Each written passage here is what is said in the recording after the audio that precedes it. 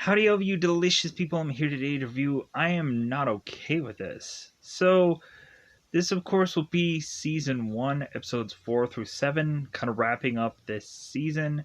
So, man, gotta say, like, after finishing up this season, I'm like, wait a minute, what? Like, I kind of wanted so much more from the show. It felt like this show was far too short, especially with every episode being like 20, 25 minutes in length. Towards like, man, I just wanted something more. And maybe if this show is to eventually get renewed or whatever, that hopefully at some point we can go on and have more of the show. But who knows? So within the last uh, 4 episodes here, like I didn't realize it was four because it kind of went by so fast. We go on into these episodes, and we, of course, the teeing up version of this, Sydney is to go on episode 4 and is to do some experiments with Stanley, and Sydney is to also talk to Dina and kind of have them kind of briefly talk about that whole kiss for a moment. So but the main focus is to be on Sydney and Stanley and the whole like experimentation of Sydney's powers, because Sydney eventually has to go on and tell somebody. So within the next episode, we of course have Sydney and a number of students that are to all get detention, and Sydney is to start to realize that it seems instead of her just worrying about her power, she also has to worry about some shadowed entity that she may think might be a spirit of her father, or maybe something else that is coming after her. And some interesting hijinks ensue, kind of like the Breakfast Club. So, and then the next episode, it seems that Sydney is to go on and kind of look through her dad's old things and get some backstory on her father, and that's quite interesting.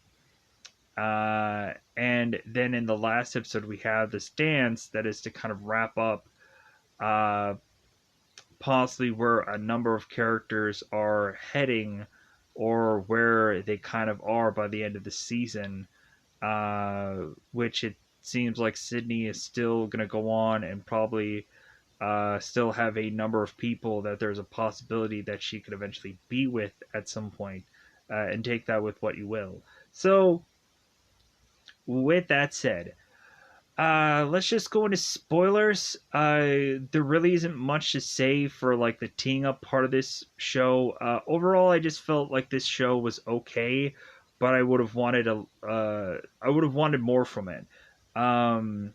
It gets you interested in another season just because you're like, wait a minute, what? Like this is such a cliffhanger, and I don't like it.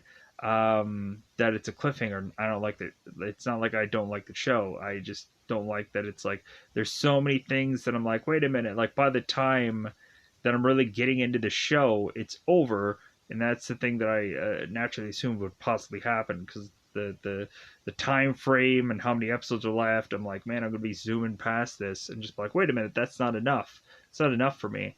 So anyways, I think yeah, let's just go on. Let's go into that double five time tutorial. It's gonna quickly hopefully go through a lot of these ones and call it a day. Let's go into spoiler time. Spoiler time. It's about that time we get spoil this episode or these episodes. So episode 4, we at first go on and have Maggie, who is telling Sydney to make dinner for her brother. And Sydney's like, well, I don't know why I have to go on and always have to make dinner for him and like kind of basically be his mother. And Maggie's going on and be like, well, hey, like you know what, like I get it, like I get that you like don't want to really be like your brother's like parent. I get that, but like Sydney and Maggie are kind of going back and forth about their father, and how at some point that uh if Sydney's dad was still there, that things would be different. And Maggie's like, well, hey, like you don't know your dad like I know your dad. And there was like the one, I think, flashback thing that was to go on and be the thing about puzzles. Well, I guess uh, Sydney's dad used to go on and do puzzles. I think that was the one thing that I forgot about the other episode. So, and they kind of flash back to it within one of these other episodes. So Sydney is to go on and eventually talk with her mother and get into an argument, but then she ends up going to school. So Sydney is talking to Stanley, and so Stanley's saying like, "Well, hey, uh, like I'm going to need to go on, and I'm gonna want to like know more about your powers." Because what had happened was, the very beginning of this episode, we have Stanley that goes on and is to prepare for him going to uh, this house party. So Stanley is getting all like risky business and doing all this singing and dancing with his music, and kind of combing his hair. Basically, the same exact thing that we saw like technically in episodes before, but this is the extended version, so that way we can eat up more time, I guess. Weirdly, so Stanley is to go off thinking that he's going to get Sydney to fall in love with him, and everything's going to work out, and he's going to go with her to homecoming, and he's thinking about the whole entire time that like he's going to get her to say yes. And so Stanley is to go on and find Sydney, and she is to supposedly say yes. And Stanley is possibly just kind of thinking in his brain that this is all going to work out. So Stanley is to go off and drive to figure out where Sydney is, and he almost runs her over. And Stanley goes and runs after Sydney, and Stanley sees Sydney using her powers, and Stanley's like, well, hey, like, what happened here? And Sydney's like, well, like, all these were all fallen, like, before I got here. And Stanley's like, no, I think you did something with these trees. And so Sydney's like, hey, don't tell anybody. And Stanley's like, I won't. So cue Stanley asking Sydney, like, well, hey, you need to, like you need to show off your powers. You need to show me what you did. So Sydney goes off to Stanley's job after hours, and so Sydney doesn't know exactly what the trigger is, and so Stanley is like, well, maybe I'm the mentor guy that's going to help you try to figure out how exactly that you're a superhero. Like maybe I'll be like a certain character that'll help you. So Stanley used to ask Sydney like what her backstory is, and eventually they are to possibly figure it out. So Stanley used to ask Sydney like the last time that she was to go on and use her powers, like what was she doing during that time? And Sydney was mentioning that she kissed somebody, and Stanley's like, well, you kissed somebody and it obviously wasn't me. Like, was this person a better like dresser than me?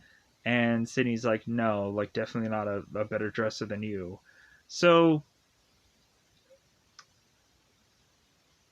so it seems that Stanley's just kind of like okay with that. It's like they weren't exclusive and they weren't anything. because Sydney and Stanley are just kind of like just like, hey, the convenience of them being together. So Sydney and Stanley are to kind of just to continue to think it out, and so Stanley is to realize that anger and Sydney being upset can trigger the telekinesis, and so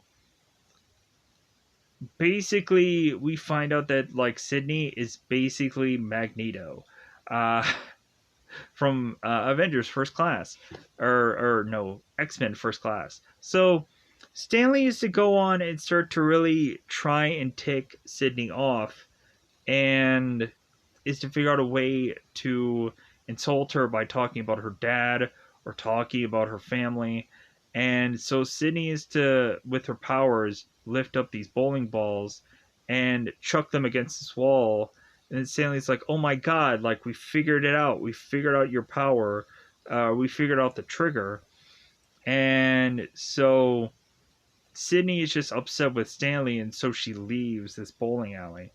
So Stanley ends up going and knocking off all these beer cans because he was trying to get a number of things set up for her to use her powers to knock them all down. And Sydney can't figure it out, and so she doesn't. And so Stanley decides to knock these beer cans down himself, but then he realizes he has to clean these anyways. So that's what kind of happens for the first of these episodes. So the next episode, we of course go on to uh, Sydney and Stanley and Dina and Brad, and a number of these kids are all in school. And come to find out, we have Brad who is cheating off of Dina, and the teacher is to catch this, who I believe is Mr. Files. And so he goes on and gives both these characters attention, and Sydney's kind of ticked off that eventually Dina is going to get an F on her test, and so Mr. Fire is going on and saying because Sydney was to use this language that she'll go into detention also. It's like, is anybody else going to have a problem? All of a sudden, Stanley steps up and he tips his stuff over, and then he MFers the teacher, and so we of course have the teacher telling Stanley, it's like, okay, you're gonna have detention too, and Stanley's like, yeah, like we're gonna be in detention together. So they go to detention, and we also had some part in this episode uh, where Sydney's brother Liam is to eventually try talking to this girl by this fountain and try to ask her out, but it seems that this girl had gone through this growth spurt, and so Liam is like, well, hopefully I'll be able to like be as tall as you, and so it'll make sense somewhere down the road. So we have this one kid bully that is to find where Liam is and hurt Liam and give him a shiner on his face. And so Liam is to go on and tell Sydney what had happened. And there's really nothing they can do. There's nothing they can really do after that. So, because all of this stuff has already like transpired. So they go. The students go to detention. We have a girl named Jenny that ends up, I believe, getting put in detention. So, come to find out, Dina is to seemingly be back with Brad. Because also in the last episode, Dina was to talk to Sydney in this bathroom about what had happened, and that it seemed that Dina and Brad had worked things out, and then Dina is also wearing Brad's jacket again. So Sydney's like, oh, well, that's fine and great and all, but like, can we talk about this another time? And Dina's like, okay, sure. So Tina, of course, is wearing Brad's jacket again in detention. Or no, wait, no, they're just kind of arm in arm with one another. So what ends up happening here is we have at one point where supposedly all the students, after Mr. Whittaker, is to tell him like, "Hey guys, you're gonna scrape all this gum, um, and you're gonna be doing that till 7 o'clock." So all the students don't go on and do this task because they're thinking like, "Hey, like, is this just some kind of thing of busy work that this guy won't even check up on to see if we really did this or not?" So everybody just starts wandering throughout the school, and we have Sydney who wanders through this library, and she accidentally, with her powers, is to knock over these bookshelves because, again, she's to get this scare from a shadowy figure that's following her. So Sydney goes on and is to realize that, oh my god, she had used her powers and some camera had caught this, and so now they have to go to the principal's office to try to get the camera feed and erase it. So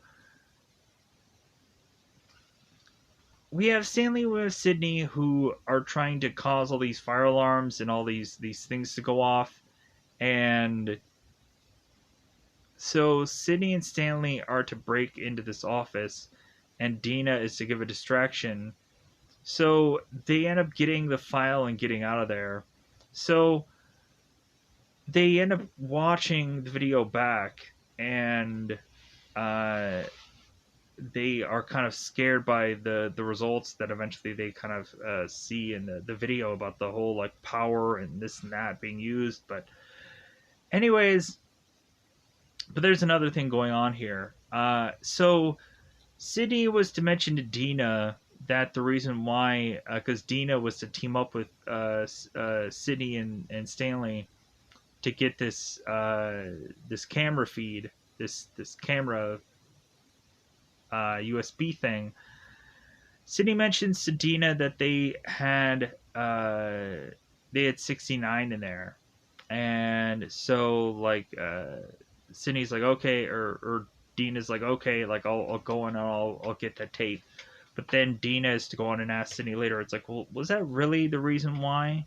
Like you went on and you're like you had to get that tape or that USB port thing. And Sydney's like, yeah, that's what it was. It's like, sure you were, or sure was. So we have Sydney coming back into this locker room to come to find out that Brad is talking to Jenny, I believe, and come to find out that Jenny and Brad had slept together during that party, and this guy had climaxed multiple times. So Sydney is hearing this, and Brad is just like, "Well, hey, like Sydney, like, don't go on and tell Dina any of this." And so Sydney is to turn around and tell Dina everything about this, and Dina, of course, ends up getting upset. So Sydney is to turn around and realize that she was to have lost her journal, her diary. So come to find out, we will see by the end of this show that uh, Brad will eventually have the diary, and he'll start rattling off certain passages and stuff like that uh, to eventually try to shame Sydney. So eventually, that's what kind of happens through these episodes. So The next episode, we go on and we have Sydney, who is to go through the basement and is to eventually try and go on and get some collector's items from her dad. And she ends up going on and finding uh, like a little container thing that she tries to unlock. Then Maggie ends up coming in and telling Sydney that like her father was trying to shake like some post traumatic stress, and for some reason or another, like Maggie was saying that Sydney's father just couldn't shake it, just couldn't like it felt like a shadow like following him. Sydney's like, oh, okay, I know what that's like. So, and supposedly it became all too much. So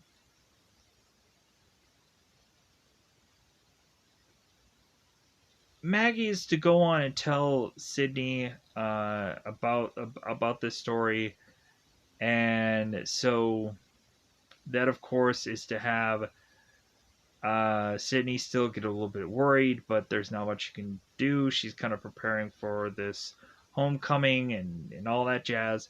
So within the last episode, we go on and we have everybody going to this homecoming dance, and so when they actually get to the dance, we have Brad, who is to reveal this diary passage about Sydney and Dinah or Donna or Dina, who are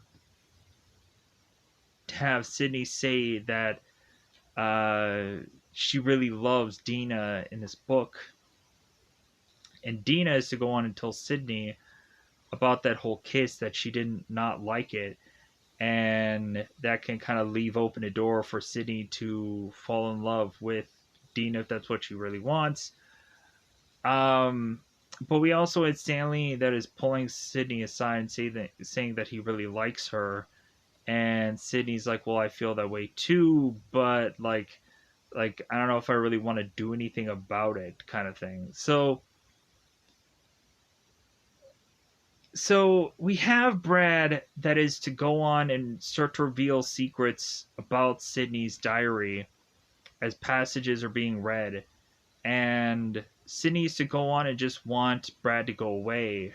And what she does by accident is to blow his head off instead, to have Sydney be covered in blood, and everybody to just kind of be running off, not knowing exactly sure what happened. So